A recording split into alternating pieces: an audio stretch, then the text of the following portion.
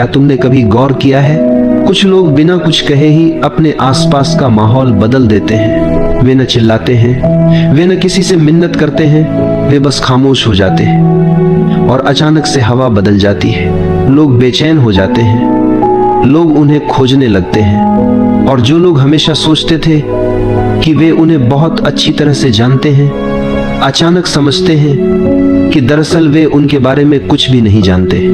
सोचो, अगर तुम भी ऐसा करो तो, अगर तुम हर बात पर तुरंत प्रतिक्रिया देना बंद कर दो, अगर तुम झगड़े की जगह चुप्पी चुन लो, अगर तुम हर छोटी बात का जवाब देने के बजाय थोड़ा पीछे हट जाओ, तो क्या होगा? यही असली राज छुपा है। जब तुम हर समय उपलब्ध रहना छोड़ देते हो, भावनाओं में, शब्दों में, शरीर और मन दोनों से, तो लोगों के हाथ से तुम्हें नियंत्रित करने का साधन निकल जाता है, क्योंकि वे तुम्हें हमेशा तुम्हारी प्रतिक्रिया से पकड़ते आए हैं। कभी तुम्हारे गुस्से से, कभी तुम्हारी जल्दी जल्दी हाँ कह देने की आदत से, कभी तुम्हारे डर से। लेकिन जिस दिन तुमने ये डोरें काट दी, उस दिन खेल बदल जाता है और उसी दिन लोग यह महसूस करते हैं कि उन्होंने कभी तुम्हें समझा ही नहीं था।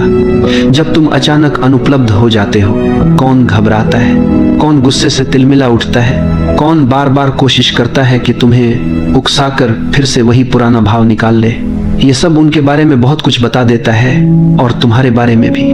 सच तो यह है कि तुम अब तक अपनी ऊर्जा ऐसे लोगों पर खर्च करते आए हो जो उसके योग्य ही नहीं थे। तुम हर बार हाँ कहकर खुद को छोटा करते गए, हर बार तुरंत जवाब देकर अपनी शक्ति दूसरों के हाथों में सौंपते गए, हर बार भावनात्मक प्रतिक्रिया देकर अपना ही खून जलाते रहे। और दिन के अंत में तुम्हारे पास क्या बचता है? थकान, चिड़चिड़ापन और एक खालीपन जिसे तुम शब्दों में नहीं कह पाते। लेकिन मैं तुम्हें बताऊं, क्योंकि तुम उन लोगों के लिए बहुत ज्यादा उपलब्ध हो जिन्हें तुम्हारी खामोशी का एक पल भी नसीब नहीं होना चाहिए था। यह जो मैं कह रहा हूं, इसका अर्थ यह नहीं कि तुम दुनिया से मुंह मोड़ लो। इसका अर्थ यह है कि तुम पहले खुद को चुनो। महान संतों ने कहा है, सच्चा अनुशासन है स्वयं को पहचानना। जब तुम यह समझ जाते हो कि चुप्पी 1000 बहसों से ज्यादा ताकतवर है, तो तुम्हारे भीतर एक नई शक्ति जन्म लेती है। जब तुम पीछे हटते हो, भागने के लिए नहीं बल्कि होश में आने के लिए, तो वह पीछे हटना एक तपस्या बन जाता है। तो अब मैं तुमसे पूछता हूँ, कब तक तुम दूसरों की भावनाओं से बंधे रहोगे? कब तक हर बार कठपुतली की तरह नाचते रहोगे जब कोई तुम्हारे घाव पर हाथ रख दे? क्या अब समय नहीं आ गया कि तुम उन डोरियों को काट दो, थोड़ा रहस्यमय बन जाओ? क्योंकि जिस दिन तुम हमेशा उपलब्ध रहना बंद कर दोगे, उसी दिन से सब कुछ बदलना शुरू हो जाएगा। बचपन से हमें यही सिखाया गया है, हमेशा हाँ बोलो, सबको खुश रखो, जल्दी जवाब दो, लोग नाराज न हो। और धीरे धीरे हमें यह भ्रम दे दिया गया कि हमारी कीमत सिर्फ इसी में है कि हम कितने उपलब्ध हैं। लेकिन असलियत बिल्कुल उल्टी है। बहुत अधिक उपलब्ध होना कोई पुण्य नहीं है, यह तो कैद खाना है। जितना तुम उपलब्ध होते हो, उतना ही तुम दूसरों के हाथों का खिलौना बन जाते हो।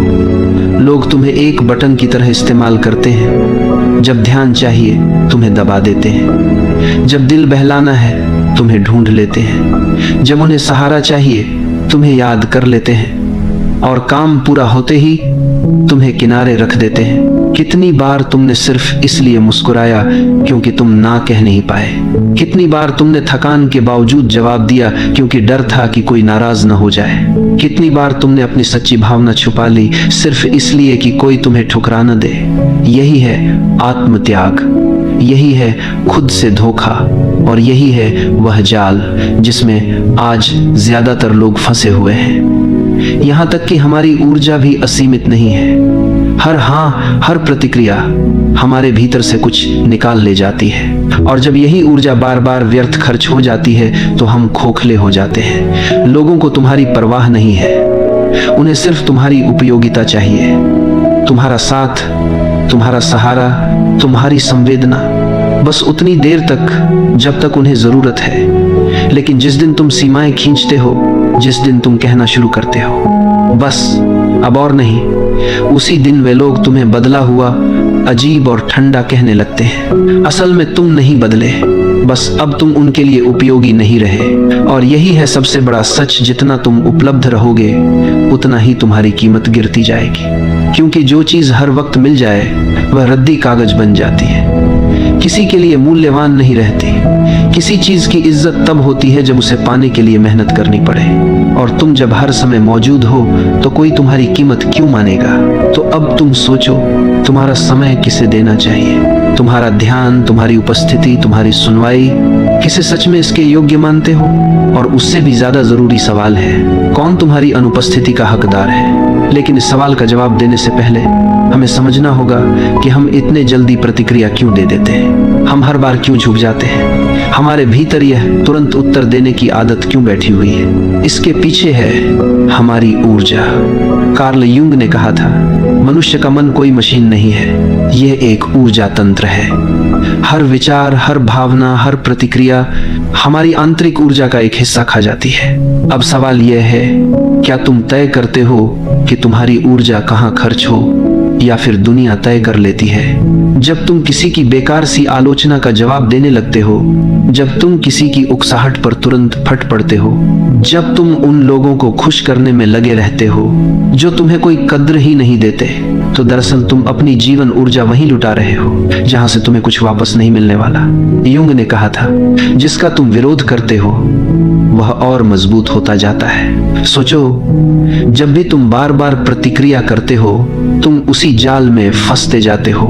यही वजह है कि बहुत से लोग हमेशा थके हारे रहते हैं। वे कमजोर नहीं होते, बस उनकी ऊर्जा गलत जगह पर बह रही होती है। और जब इंसान लगातार थका हुआ रहता है तो वह असुरक्षित हो जाता है। याद रखो, थका हुआ इंसान शेर नहीं होता, वह शिकार बन जाता है। ऐसे लोग तुरंत पहचान लिए जाते हैं जो तुम्हारी थकान, तुम्हारी बेचैनी, तुम्हारी हर बात पर प्रतिक्रिया देने की आदत का फायदा उठाते हैं। वे जानते हैं कि तुम हर बात पर जवाब दोगे, वे जानते हैं कि तुम्हें ना कहना नहीं आता, वे जानते हैं कि तुम सबका बोझ उठाते रहोगे, और इसलिए वे तुम्हारे कंधों पर अपना बोझ उठाते डाल देते हैं। लेकिन युंग ने यह भी कहा, सच्चा मन वही है जो ऊर्जा को भीतर बचा कर रख सके। इसका मतलब है, न कहना सीखो बिना अपराध बोध के, चुप रहना सीखो बिना डर के, देखना सीखो प्रतिक्रिया देने से पहले, क्योंकि असली ताकत प्रतिक्रिया में नहीं है बल्कि सही समय पर सही कदम उठाने में है। कितनी बार तुम पूरी रात सो नहीं पाए किसी अधूरी बातचीत को सोचते हुए?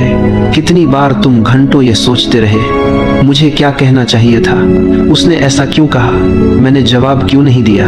ये सब ऊर्जा का रिसाव है। तुम बीते हुए साये को जिंदा रखते हो और वही तुम्हें खींचते रहते हैं। ऊर्जा एक ढाल है, जब तुम इसे बचाते हो तो तुम्हारी उपस्थिति अपने आप सम्मान खींचती है।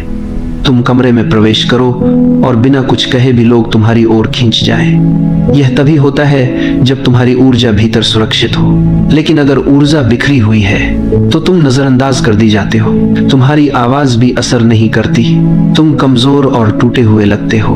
तो जरा देखना शुरू करो, कौन सी बातें तुम्हें तुरंत उकसा देती हैं, कौन से शब्द तुम्हें अपना धैर्य खोने पर मजबूर करते हैं, कौन से हालात तुम्हें बार बार खींचकर पुराने पैटर्न में डाल देते हैं। यही तुम्हारे सबसे बड़े छेद हैं, यहीं से तुम्हारी ऊर्जा बाहर निकलती है। और अगर तुम इन बिंदुओं को पहचान लोगे तो धीरे धीरे अपनी शक्ति वापस पालोगे।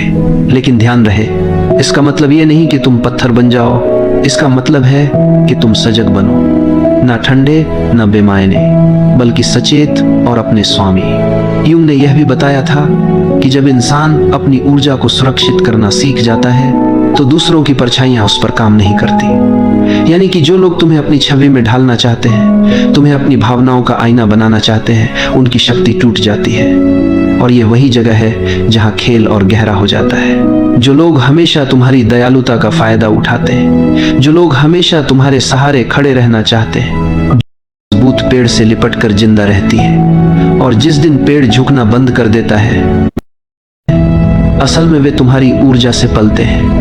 जैसे कोई बेल किसी मजबूत पेड़ से लिपट कर जिंदा रहती है, और जिस दिन पेड़ झुकना बंद कर देता है उस दिन बेल सूखने लगती है। इसलिए अगली बार जब तुम किसी को ना कहो, जब तुम प्रतिक्रिया न दो, जब तुम चुप रह जाओ, तो समझ लो खेल बदल रहा है। तुम्हारी अनुपलब्धता उनके लिए संकट है और यह संकट उन्हें अपने भीतर झांकने पर मजबूर करता है। तुम्हारी चुप रहना कोई कमजोरी नहीं है, यह तुम्हारी आत्मा की शक्ति है। लेकिन यहाँ से यात्रा और भी पेचीदा हो जाती है, क्योंकि जो लोग अब तक तुम्हें जब तुम अचानक खामोश हो जाते हो, यह उनकी याद नहीं होती, यह उनका डर होता है, क्योंकि तुम्हारा मौन उनकी कहानी को छीन लेता है। जब तक तुम बोलते रहते हो, तुम खेल में फंसे रहते हो, लेकिन जिस दिन तुम चुप हो जाते हो, तुम नियम बदल देते हो।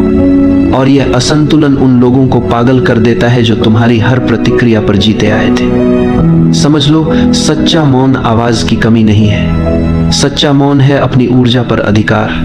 यह है वह चुनाव कि किस युद्ध में उतरना है और किस युद्ध को छोड़ देना है। व्यक्ति बनने के लिए दूरी चाहिए, क्योंकि सिर्फ मौन में ही तुम अपनी आवाज सुन सकते हो, दुनिया के शोर से मुक्त होकर। लेकिन इस मौन की भी एक कीमत है। कुछ लोग तुमसे दूर हो जाएंगे, कुछ कहेंगे तुम ठंडे हो, अजीब हो, कुछ कहेंगे तुम घमंडी हो, पर सच यह है कि वे लोग कभी तुम्हें समझना चाहते ही नहीं थे। वे तुम्हें सिर्फ अपनी जरूरतों की नजर से देखते थे। और जब तुम मौन चुनते हो, जब तुम उपलब्ध नहीं रहते, तो वे तुम्हें खोने लगते हैं। लेकिन सुनो, तुम दूसरों को नहीं खो रहे, तुम खुद को पा रहे हो, धीरे धीरे। यह मौन तुम्हें भीतर से गढ़ता है, तुम्हारी थकी हुई ऊर्जा लौट आती है, तुम्हारा असली चेहरा उभरने लगता है, तुम्हारा केंद्र तुम्हारे भीतर मजबूत होने लगता है।